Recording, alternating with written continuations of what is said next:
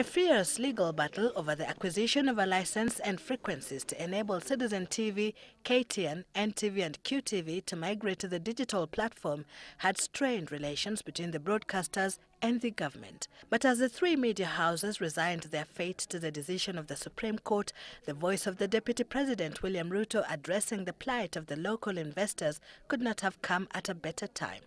The same way we believe that our first line of mobilization of resources for investment should be domestic. Our first line of investors should also be our domestic investors. And I couldn't agree with you more that we should give our domestic investors preference and give them the environment for them to create wealth, because that is wealth we are sure is going to remain in Kenya, apart from the taxes. The Deputy President has asked the Communication Authority to give the local investors in the media industry priority in frequency allocation as the global deadline set for June this year approaches. We should give our domestic investors preference and give them the environment for them to create wealth, because that is wealth we are sure is going to remain in Kenya, apart from the taxes.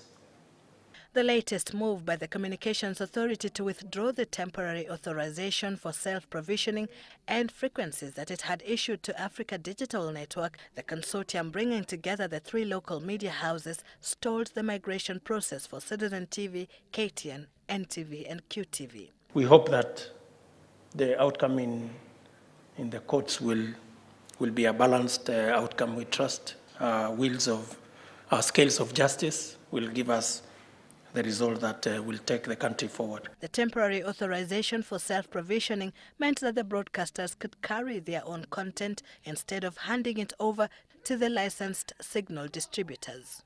Protect our local investors, but also open up the whole market to others. We should, I think, progressively open up the frequency area, make sure that we have more players so that we can improve the quality of products and make it much more competitive. I'm sure all of us agree that that is the way to the future, that the more competition there is, the better the quality of products and the more competitive. The Deputy President has moved to reassure media owners of the government's commitment to a sound investment environment. Now all eyes shift to the Supreme Court, whose expected ruling will chart the way forward on the digital migration matter. Sylvia Chebet, Citizen Weekend, Nairobi.